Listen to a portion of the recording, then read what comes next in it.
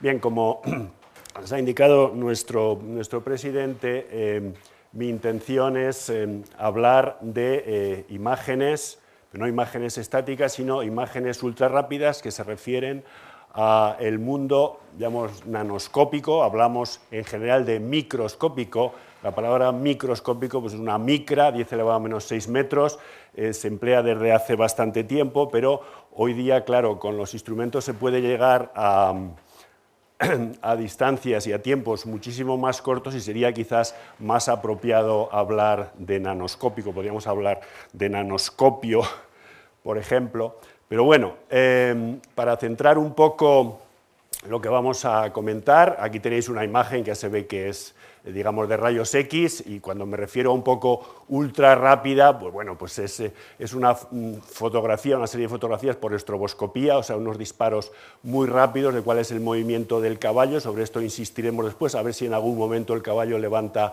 las 4 patas.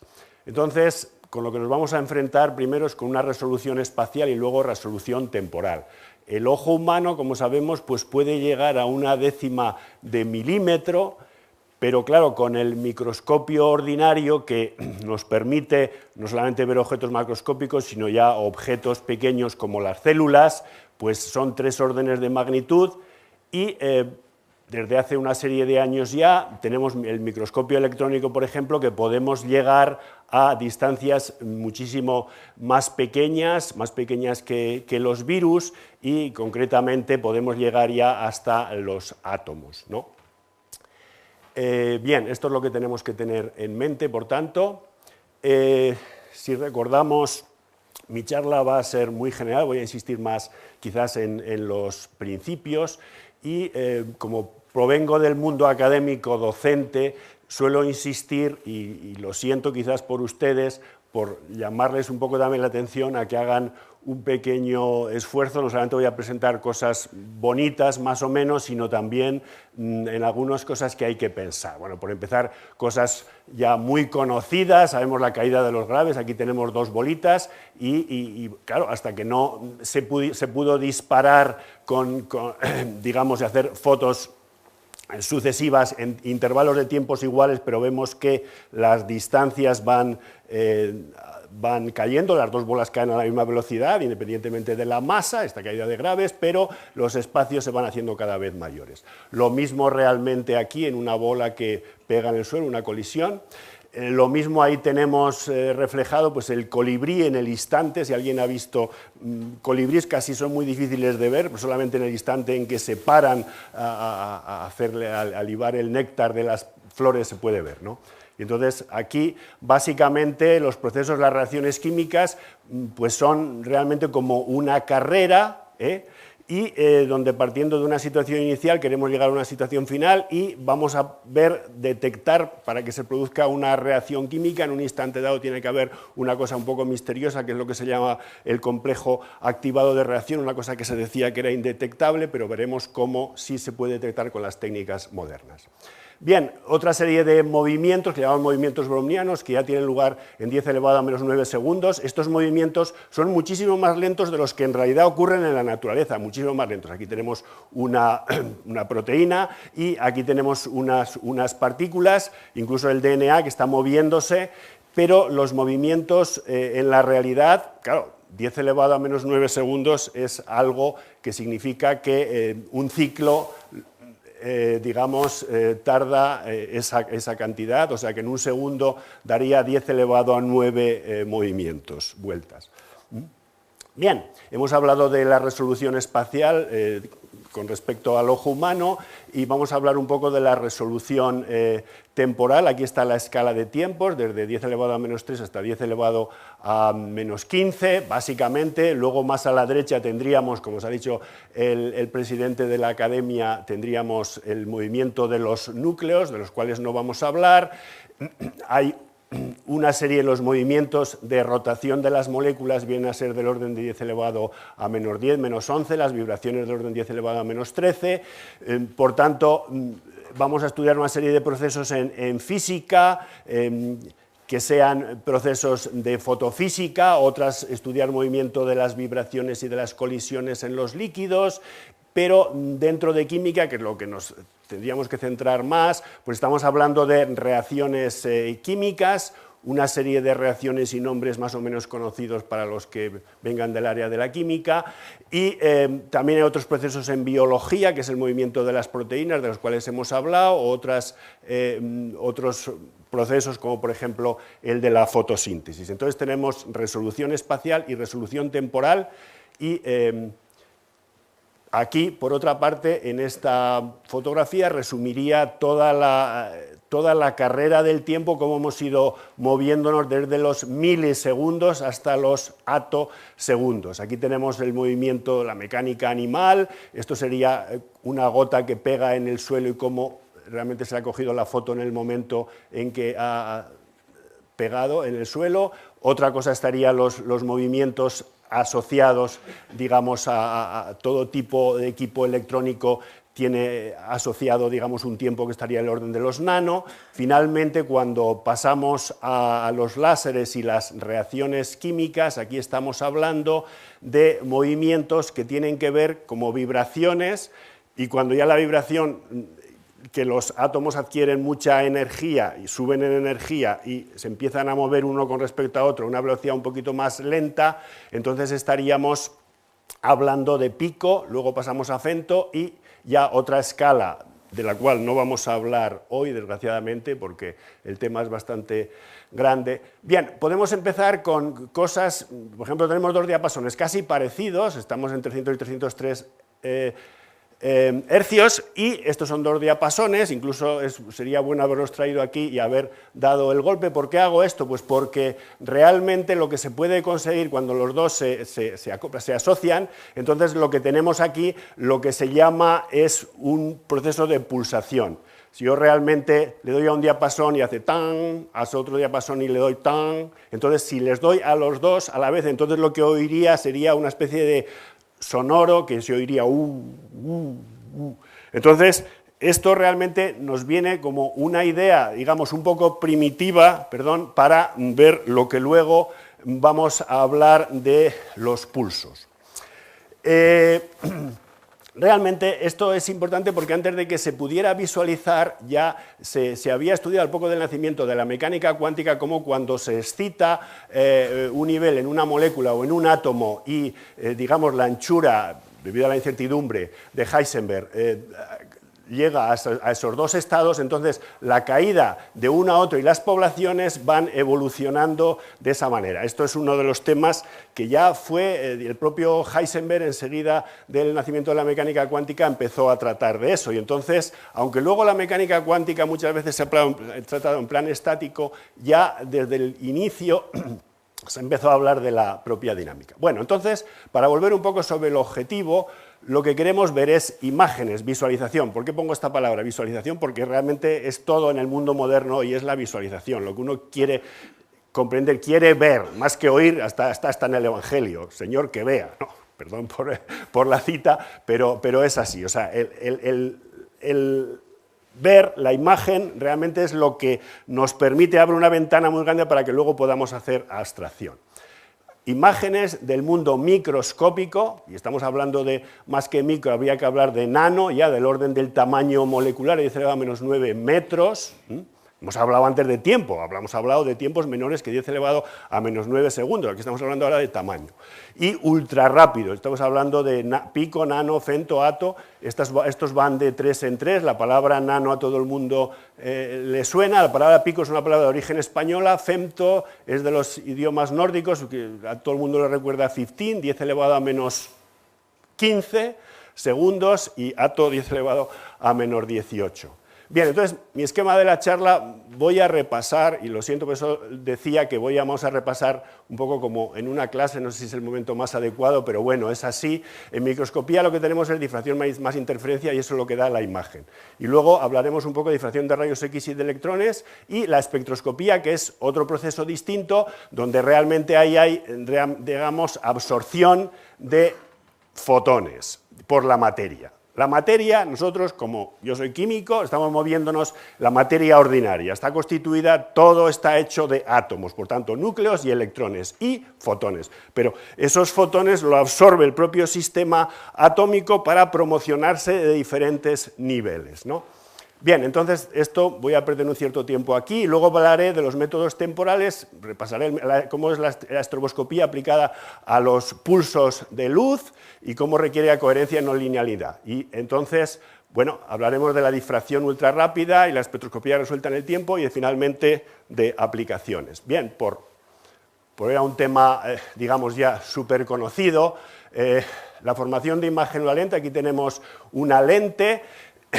Ahí tenéis la imagen y entonces realmente lo que nos habían contado desde la escuela, un rayo que pasa paralelo, sale por el foco, etcétera. Pero lo que yo os quería insistir aquí en dos cosas. Uno, que en el plano focal ahí realmente lo que tiene lugar es el fenómeno de difracción el primero.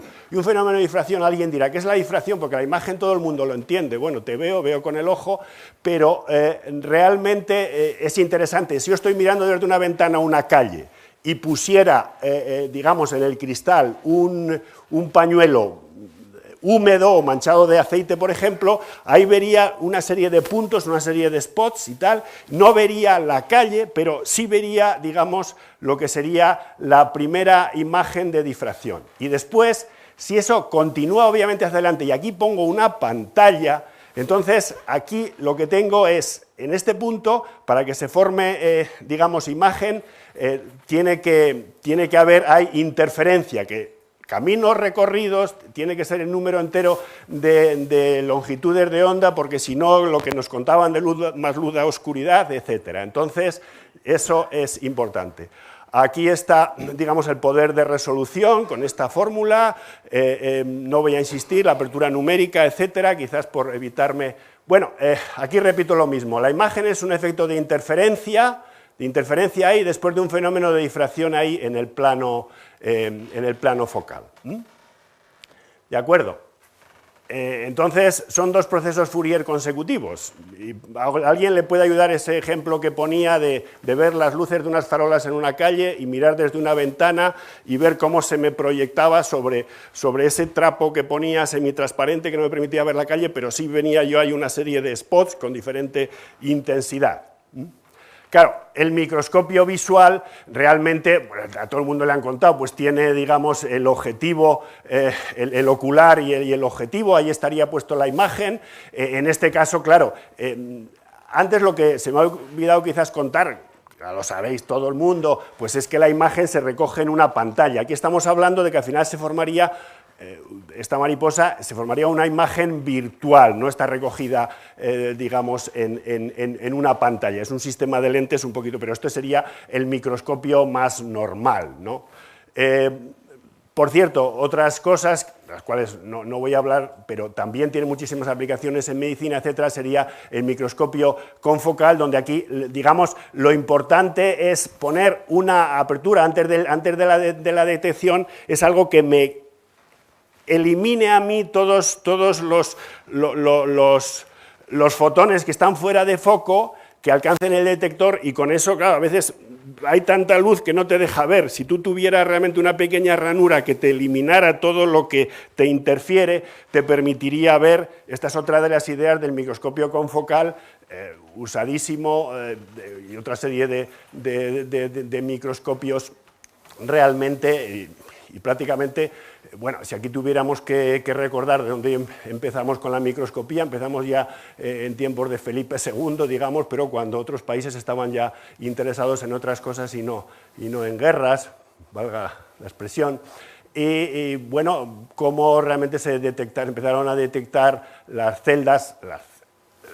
células ya de corcho, como Leeuwenhoek empezó también a detectar células, bacterias, espermatozoides, etcétera, y aquí antes os he hablado de Abbe ya en el siglo XIX, y luego ha habido unos grandes progresos del ultramicroscopio, microscopios de contraste, el microscopio electrónico, que se dio un premio Nobel hace realmente no mucho, pero que el señor había hecho los primeros, el señor Ruska, había hecho ya el primer modelo en los años 30, y después, claro, estaría los microscopios de efecto túnel, donde donde realmente hay es más espectroscopía de campo cercano, que no es el campo electromagnético como tal, sino que es el campo evanescente que no cumple, digamos, las leyes de Maxwell. Bien, pasamos ahora un poco a la difracción. No me resisto de poner esta viñeta, otros ponen otra, que ponen la mano de la mujer de Röntgen, cuando realmente se veía ahí la mano y el anillo. Aquí, bueno, fue en Japón donde pusieron esto, si todavía el señor Röntgen, y ahí tiene el señor con la guadaña. Bueno, pues esa sería la imagen y la frase, digamos, sonría por favor. Esta es un poco, claro, la difracción, sabemos, digamos, lo que es cuando lanzamos una luz con un cierto rayo, con una cierta inclinación sobre un plano. Todo esto serían, digamos, moléculas colocadas en un plano cristalino, y al final lo que se obtiene, esa sería un poco una imagen de difracción donde se tiene que cumplir la ley de Bragg. La demostración de eso realmente es muy sencillo, porque son dos triángulos, y donde se tiene que cumplir que la diferencia de caminos recorridos tiene que ser un número entero de longitudes. Bien, la difracción de rayos X en cristal, este sería el cristal, este sería la imagen. Estas curvas que aparecen ahí se llaman las curvas de Ewald, que tienen que ver con la longitud de onda, que si bien sea, aquí es concretamente la luz, rayos X. Digamos, la intensidad, lo que se obtiene son una serie de términos donde hay lo que se llama un factor de estructura, y otro que tendría que ver, digamos, con la fase. La difracción de electrones es el mismo fundamento, solo que los electrones se diferencian mucho de los protones, porque los protones los fotones no tienen masa y tampoco tienen carga. Entonces, realmente los electrones tienen una longitud de onda que puede hacerse muy pequeña, pero tienen masa. La curva de Ewald puede ser más plana que en el caso de los rayos X, y luego veremos algún tipo de comparación. En el microscopio de rayos X en transmisión, donde tenemos aquí cómo vienen, han sido antes colimados, etcétera, los rayos lanzados sobre la muestra, y si tenemos, en el caso de tenemos una dimensión, pues esto sería parecido a lo de las famosas rendijas de Fresnel, pero si ponemos en otra dirección, lo que estaríamos hablando del dominio Fourier de 2 dimensiones, y aquí pongo esto que pasa al pasar de 2 a 3 dimensiones, un poco por la cultura a la que nosotros pertenecemos, desde esta Pietà de Cimabue al Cristo yacente de Mantegna, pues van 200 años aproximadamente, y claramente ahí se ve realmente cómo se logra las 3 dimensiones, modificando, en el caso al que nosotros estamos refiriéndonos, pues modificando, digamos, el plano y rotando el objeto respecto al haz, ¿no? Microscopio electrónico. Aquí voy a adelantarme un poco, aunque estoy hablando un poco de microscopía electrónica sin más. Básicamente aquí lo importante es, lo que tiene que haber es cómo los electrones, o cómo se pueden lanzar electrones, y la idea es, aprovechando el efecto fotoeléctrico, digamos, tenemos aquí un fotocátodo, y al chocar contra ese fotocátodo el haz, pues entonces de ahí se pueden emitir, esto que está ahí en verde, sería realmente los electrones, que luego hay que colimarlos, etcétera, y sobre esta figura volveremos un poco, pero esa ya presenta ciertas dificultades. La luz, como veremos, en principio parece más manejable, pero sí que hay que reconocer que hoy día el microscopio electrónico está resolviendo una a una, pues casi todas las dificultades, y todavía tiene mucho más en su haber. Hay muchísimos más premios Nobel con resultados que se han podido obtener por rayos X en la estructura de proteínas, de DNA, etcétera. Pero la microscopía electrónica ultrarrápida está consiguiendo grandes avances, ¿no? para ver un poco cómo se produce en el modo de difracción y en el modo de imagen, aparentemente todo este dispositivo, que no voy a entrar mucho en detalle en él, hasta esta parte, básicamente las dos situaciones son distintas. Pero después, para que se produzca imagen, tiene que ser que coincida, o sea, amplitud y fase, porque si desaparece la fase quiere decir que esté en onda, que esté realmente, no estés en la antifase, no estés en la fase opuesta, porque entonces se desaparecía. Aquí, en este caso, lo que se puede obtener es, digamos, una imagen, y aquí, sin embargo, nos tenemos que contentar con un difractograma, ¿no? Otra cuestión que se habla mucho en todos estos sistemas es cuál es el modo de transmisión y en escaneo, por ejemplo, en rayos X. En transmisión, digamos que la fuente de luz es extendida y el objeto está ahí y básicamente se consigue mejor resolución que en el otro caso, en el caso del scanning, en el que está uno con una fuente puntual, pero lanza sobre distintas posiciones del objeto y puede obtenerse una imagen tridimensional, pero en general con peor resolución. Bien, hemos hablado de imagen de ave, la imagen del microscopio, la imagen de la lente, hemos hablado de la difracción, no hemos insistido mucho en transformadas de Fourier para no complicar las cosas, pero en espectroscopía concretamente la idea es que tendríamos, nosotros al final lo que se obtiene un espectro de una determinada sustancia y realmente lo que ocurre es que aquí una serie de átomos y moléculas están vibrando y según actuemos en el infrarrojo, entonces estaríamos hablando simplemente de movimientos de vibración, o estamos hablando en el ultravioleta, entonces estaríamos hablando de movimientos o saltos de la molécula a distintos niveles electrónicos, etc.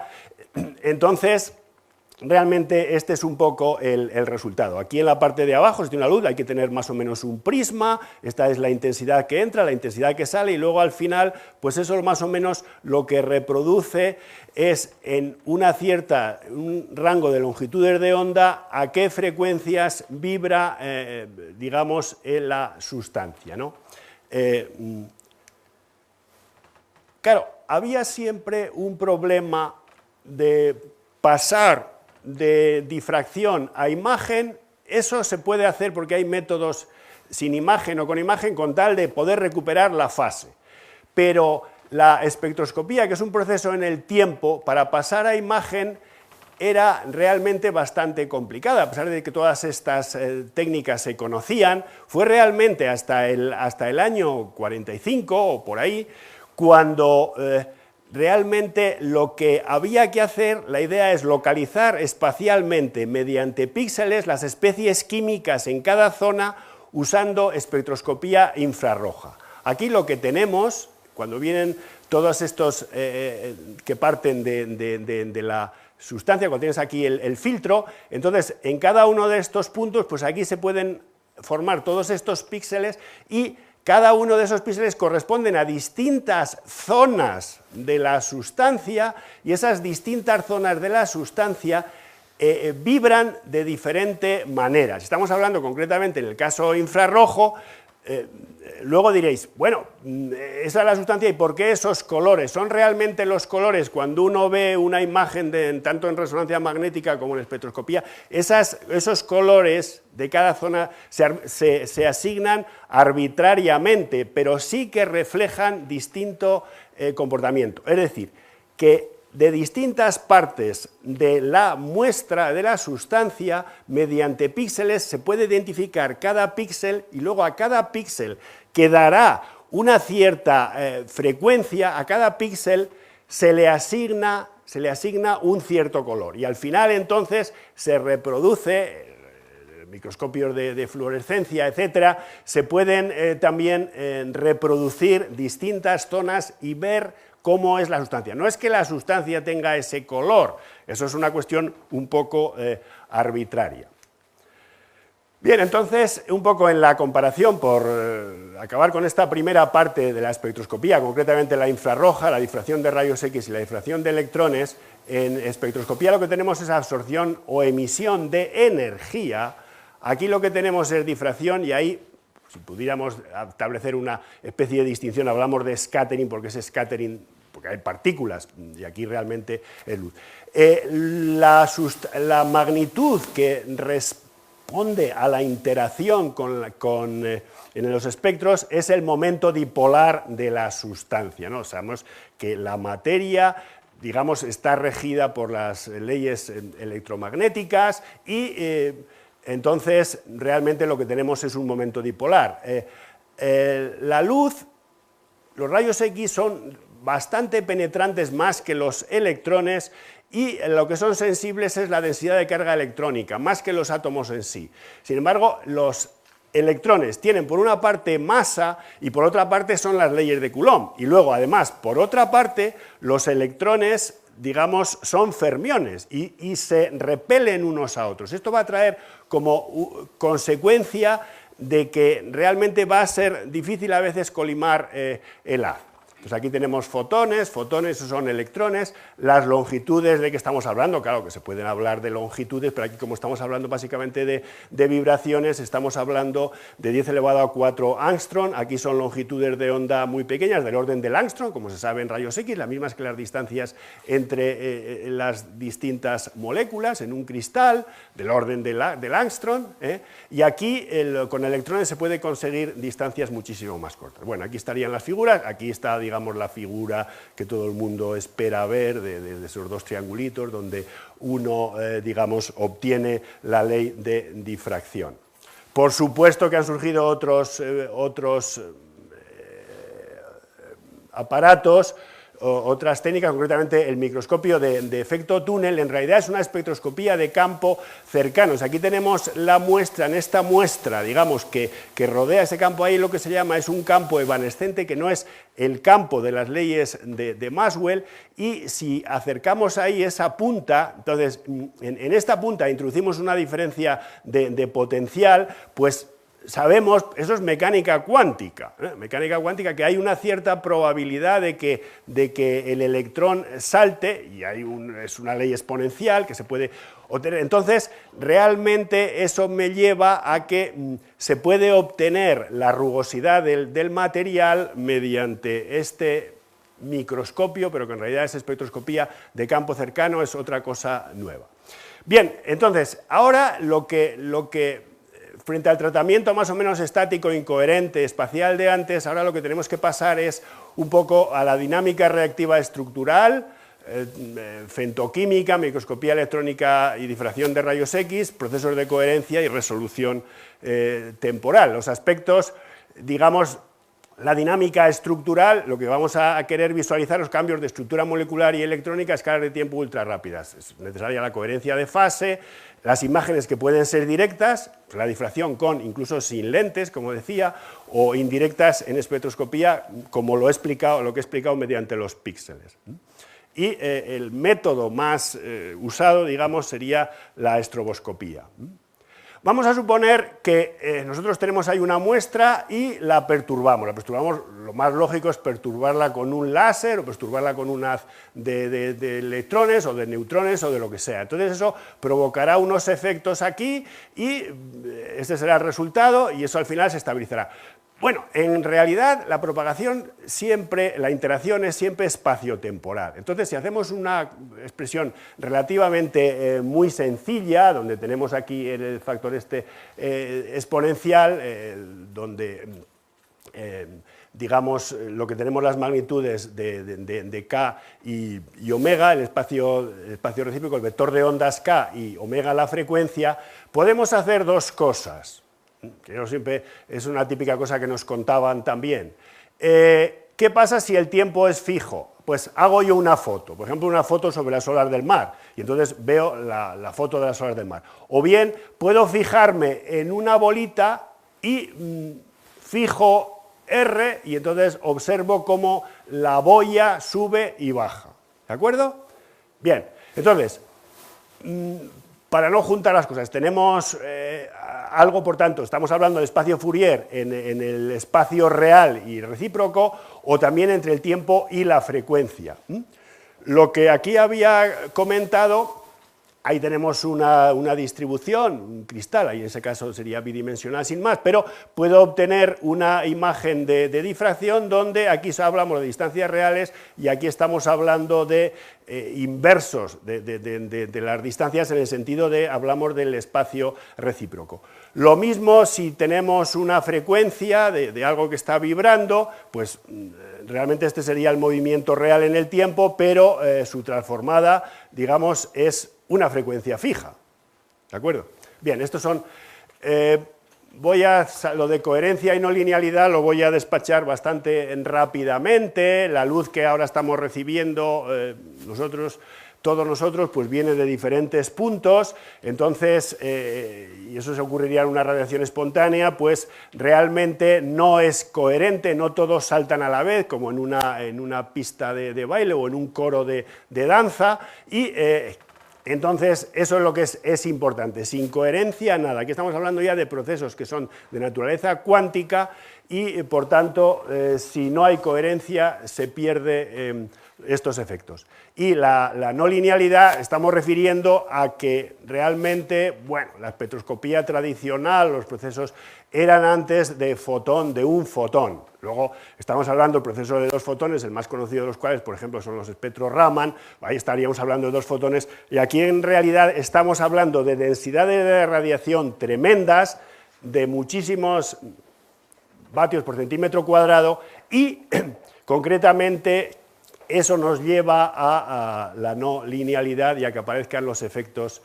Bien, por volver otra vez a esta idea, antes de centrarme en la reacción química, bueno, si alguien observa un caballo, pues no existía la duda de si hay algún momento en que las cuatro patas del caballo estén en lo alto, y concretamente, bueno, pues esa sería la foto fija en un instante donde, si os fijáis, las cuatro patas están en el aire. Entonces, de eso es de lo que se trata un poco también al estudiar la reacción química. Al estudiar una reacción química, nosotros lo que tendríamos ahí, estamos hablando de una cuestión en fase gas, estamos hablando de una reacción unimolecular, donde va a recibir un pulso láser aquí, y ahí tenemos algo para sacar una fotografía. Este sería el proceso de una reacción química, de una isomerización. Entonces, más o menos la idea, esto no responde a ninguna situación real, pero la idea es esa, cómo seguir en el tiempo esas estructuras, cómo van cambiando, ¿no? Lo primero que tenemos que conseguir, y eso es un poco de la nueva espectroscopía es espectroscopía de pulso. La espectroscopía de antes era la espectroscopía de frecuencias, realmente, o sea, en situaciones, y aquí estamos hablando de procesos que ocurren en muy pocos ciclos. Entonces, imaginaos que antes teníamos solamente dos diapasones, pues ahora tenemos varios. Imaginaos que están esos metidos dentro de una cavidad de un láser. Claro, tendríamos que explicar muchísimas cosas, pero aquí realmente si sumamos todo esto de la misma forma que ocurría antes, cuando habíamos hablado de los diapasones, entonces aquí lo que observamos, si coinciden en fase, pues tienen ese punto. Luego después, aquí prácticamente se anulan y hasta que otra vez vuelvan a coincidir. Entonces, se puede lograr realmente obtener unos pulsos discretos muy pequeños. Entonces, concretamente, son pulsos de 10 elevado a menos 13 segundos o 10 elevado a menos 14 segundos, y aquí hay del orden de 10 elevado a menos 12, o sea que son, digamos, cómo están separados los pulsos estos. Y eso se puede conseguir con una separación donde L sería la longitud de la cavidad del láser, C sería la velocidad de la luz. Con esta idea creo que nos puede servir. ¿Cómo se hace? ¿Qué es lo que vamos a seguir ahora nosotros? Vamos a hacer como una especie de estroboscopía, pero siempre vamos a necesitar un punto de referencia. Vamos a necesitar que nos llegue un pulso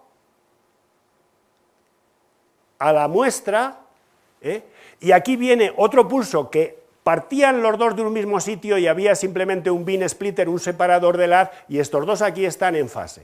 Pero claro, eso es fácil pensar realmente que para la luz, digamos, el tiempo se traduce a distancias, ¿no? Se traduce a distancias. Entonces, si yo le hago recorrer este camino, entonces la diferencia en fase de cuando llegue este pulso aquí a cuando llegue este, de haber atravesado eso, realmente es eso.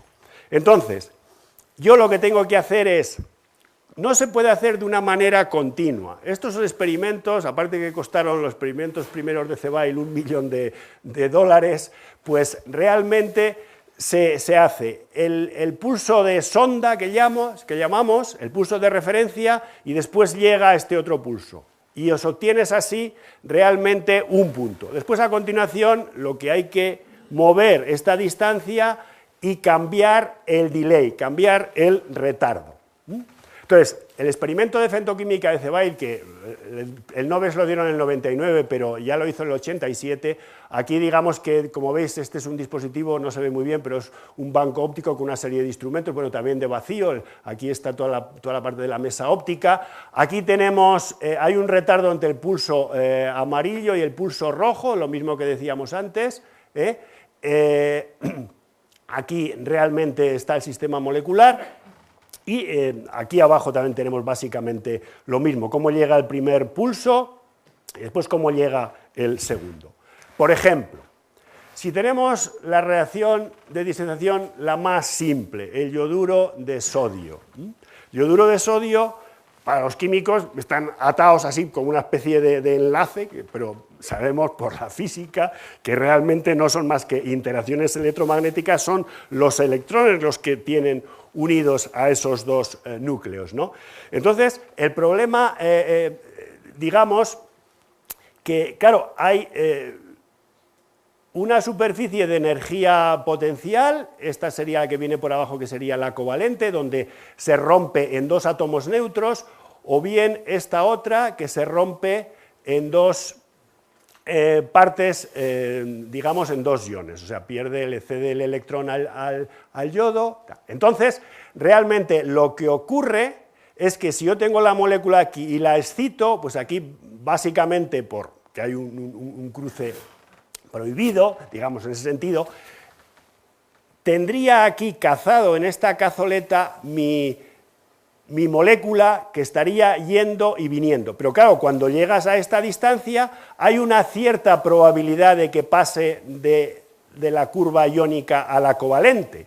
Entonces, realmente, lo mismo que aquí seguimos esta caída, pues aquí lo que se observa, y esto sería, digamos, señal, pero en población, aquí es ha ido y ha vuelto, ha ido y ha vuelto, ha ido y ha vuelto, ha ido y ha vuelto, ha ido y ha vuelto. ¿Y qué pasa? Pues que finalmente ahí tiene un leak, un agujero, donde básicamente al final se le cuela todo. Pero todo esto es el estado, el famoso estado teórico, que había muchísimos químicos desde los años 30 que decían que era indetectable, que era una cuestión por el principio de incertidumbre, que el famoso KT, la constante de Boltzmann por T la temperatura partido por H, la constante de Planck, que es el principio de incertidumbre, eso es 10 a la menos 13, que no se podía detectar, etcétera, pues realmente aquí lo que tenéis, realmente veis la existencia de ese complejo de transición, porque está ahí vibrando, se van separando y se van juntando, se van separando, se van juntando, hasta que finalmente, claro, como todas las cosas, al final pues se va. ¿Qué es lo que querría hacerse en dinámica estructural? Lo que os ponía antes cuando tenemos un sólido, etcétera. Pues lo que se trataría de obtener, esto no es un ejemplo real, sino sería una cuestión simulada. ¿Cuál es la película del movimiento atómico? Por una parte, lo que tenemos es el pulso de la luz y después el pulso de rayos X. El primero excita y el segundo detecta. Después, a continuación, el primero excita, el segundo detecta. Aquí se ha puesto un poco en colores, ver cómo va variando esto, para ver cómo podría seguirse un movimiento en dinámica estructural para resolver estructuras, no solamente de cristales inorgánicos, sino también de proteínas. En un microscopio electrónico dinámico de transmisión, como decíamos antes una vez, que se ha obtenido, el problema lo que consiste es cómo hacer un delay, y volveremos un poco sobre ello, entre el electrón y el láser. Claro, aquí ocurre una cosa muy curiosa, y es que el láser, el pulso láser va a la velocidad de la luz y el electrón, el pulso del electrón va más lento, entonces le va cogiendo. Por otra parte, lo que se puede, debido a la longitud de onda que lleva asociada al electrón, se puede obtener un spot, una señal, digamos, más pequeña en el caso de, esta sería una de las ventajas de cómo el electrón puede detectar una zona más pequeña en la muestra. En rayos X, lo que se llama, digamos, el campo del electrón libre. Cuando se tiene un electrón y se acelera, pues su efecto, la radiación sincrotrón, cada vez es no solamente más intensa, sino de rayos X más profundos, más intensos. Esto se hace, veremos al final algún dispositivo, aquí tenemos lo que se llama un Wiggle para acelerar mediante también campos magnéticos aquí lleva el haz de electrones, ese haz de electrones al interaccionar con un femtosegundo, lo que se puede obtener al final es femtosegundos, digamos, no de electrones, sino de rayos X, ¿no? Esa sería un poco, y este es el fundamento de todo el dispositivo que tienen en Hamburgo. Bien, Zeebail, una vez que consiguió su premio Nobel en química, en el año 99 decidió cambiar de campo y pasarse a estudiar la microscopía electrónica, y ha tenido, digamos, distintos avatares. Ha propuesto distintos microscopios electrónicos, el último es este que está aquí, porque los que propuso anteriormente, el problema que tenían es el efecto carga-espacio. Los electrones se repelen, son fermiones, se repelen entre sí, no pasa lo mismo que con los fotones. Y entonces, lo importante es que realmente tenemos aquí todo lo que teníamos antes, el fotocátodo, etcétera, que los electrones vayan realmente uno a uno. Son ondas, pero no conviene, y en los dispositivos primeros que él puso, realmente, bueno, ha tenido que corregir, y esto es los últimos, que digamos ya es un dispositivo más o menos comercial, es un dispositivo realmente pequeño, es de mesa, pero lo importante es, hay que tener en cuenta que el electrón se mueve a velocidad más pequeña que la de la luz, que tiene masa, que tiene carga y que son fermiones. Entonces, todas esas cosas, digamos, a la hora de manejarlas, son realmente interesantes. Bueno, aquí lo que tenemos es lo mismo que teníamos antes, hemos conseguido mediante el fotocátodo los electrones, los hemos colimado, etcétera, y lo que tenemos es con un delay los fotones. Entonces se lanzan sobre la muestra y se puede hacer en esta especie de distribución, si fijamos el espacio, entonces tenemos los diferentes tiempos, cómo está la muestra, entonces iría que ir en vertical. Si queremos, fijamos el tiempo de delay, entonces nos moveríamos en el espacio. Entonces, de alguna manera, eso es lo que él llama microscopía electrónica en 4D, o sea, tres dimensiones espaciales y la dimensión temporal. Bien, si fuéramos a comparar un poco las cosas, aparte de algunas que no había comentado hasta ahora, por ejemplo, la sección eficaz. Sección eficaz es como la cara que le presenta la muestra a esa perturbación. Entonces, claro, los electrones es que realmente interaccionan muchísimo por la interacción coulombiana con la muestra, y sí dan muy bien, digamos, la forma de la sustancia, pero no penetran mucho precisamente por eso, ¿no? En cuanto a longitudes de onda, mayor o menor, la velocidad de la luz, los electrones se pueden acelerar casi hasta, bueno, en este caso. La penetración es menor y, por tanto, esta es una limitación que tiene cuando se intentan vender las técnicas. Todavía a día de hoy el gold standard es, o sea, el estándar dorado, por así decirlo, es la técnica de rayos X. No son pero bueno, digamos que va ganando, va haciendo méritos la difracción electrónica, ¿no? Tiene alguna ventaja, como veremos. La divergencia, claro, esta es mayor por el efecto espacio-carga.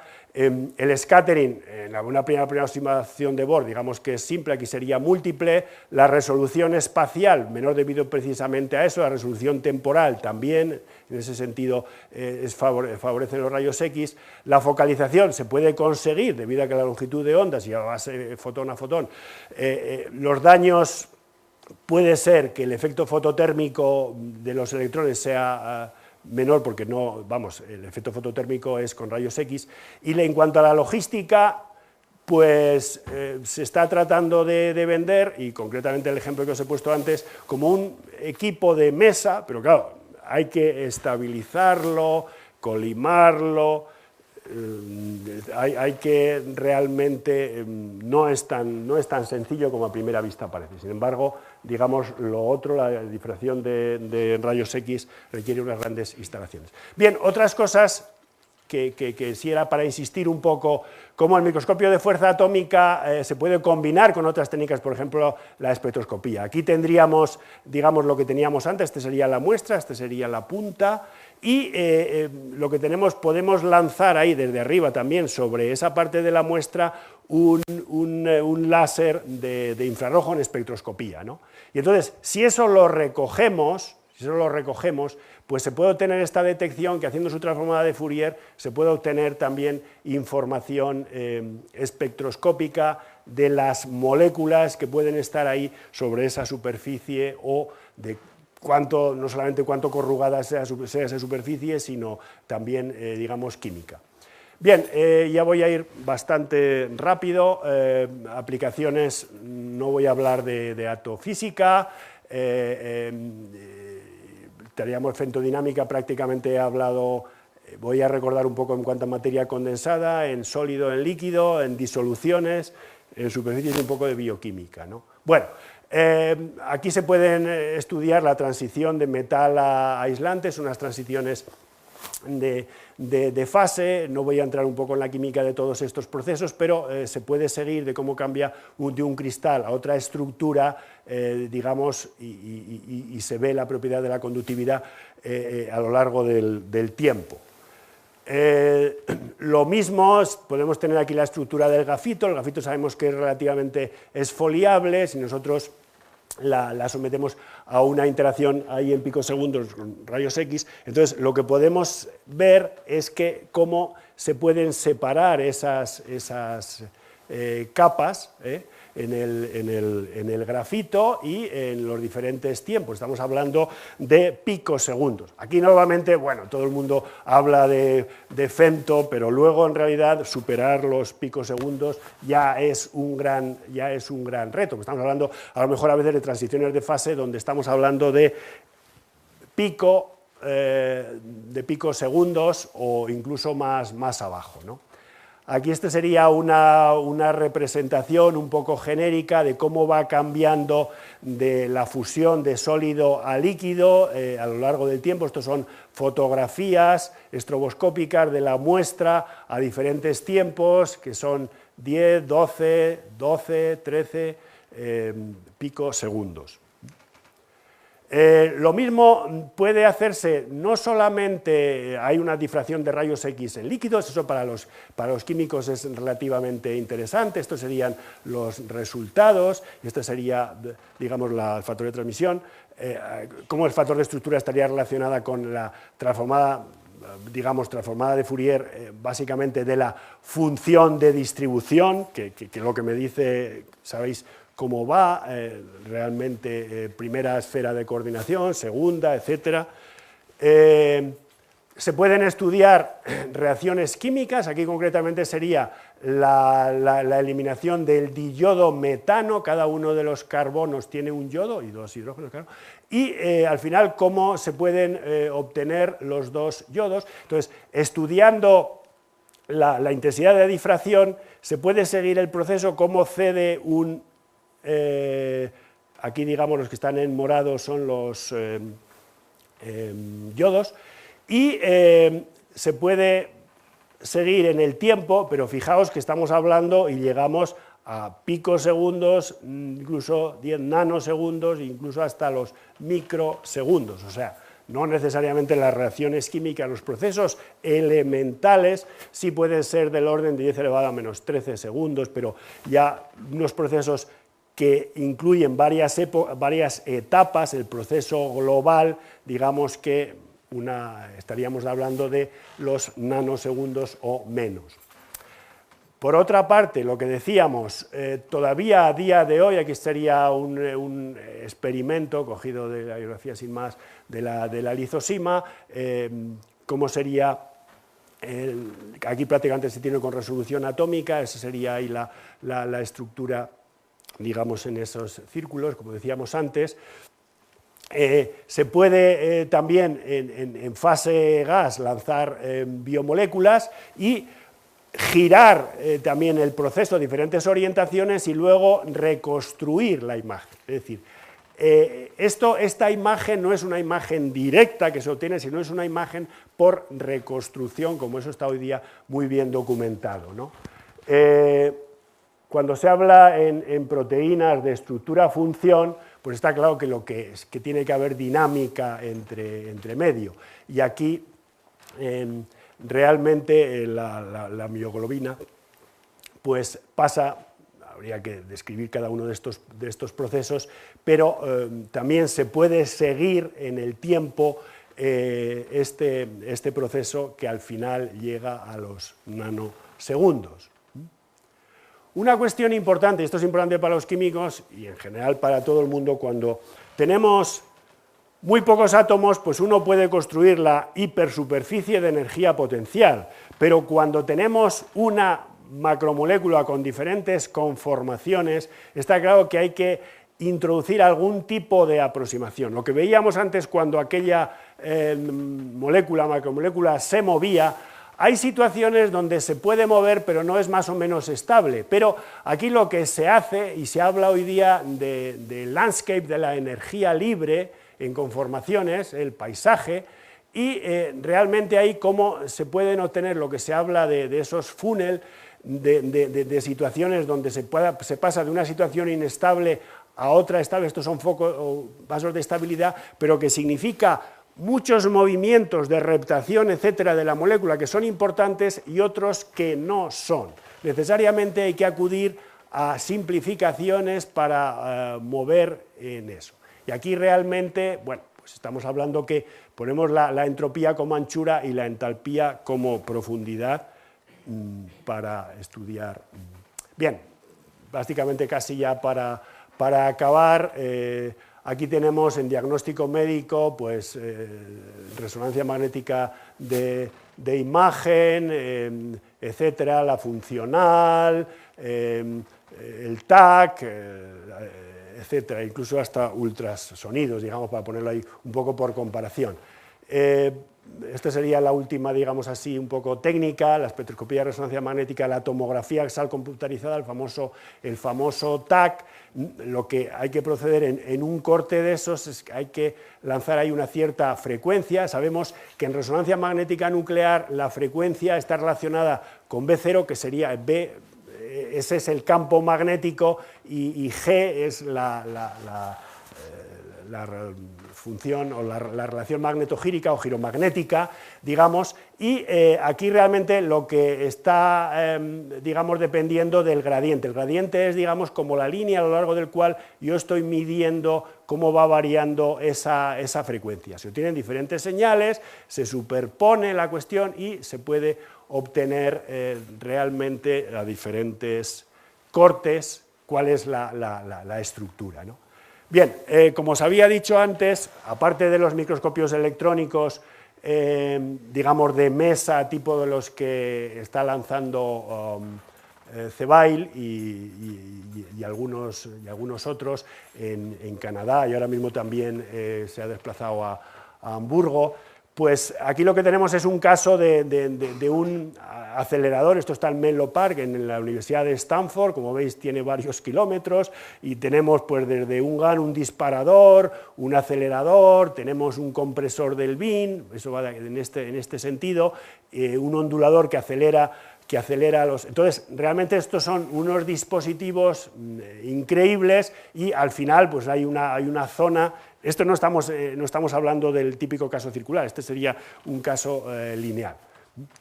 Otro es el famoso DESI, y que tiene los rayos X de electrones libres. Aquí, bueno, esta imagen la ha visto muchas personas.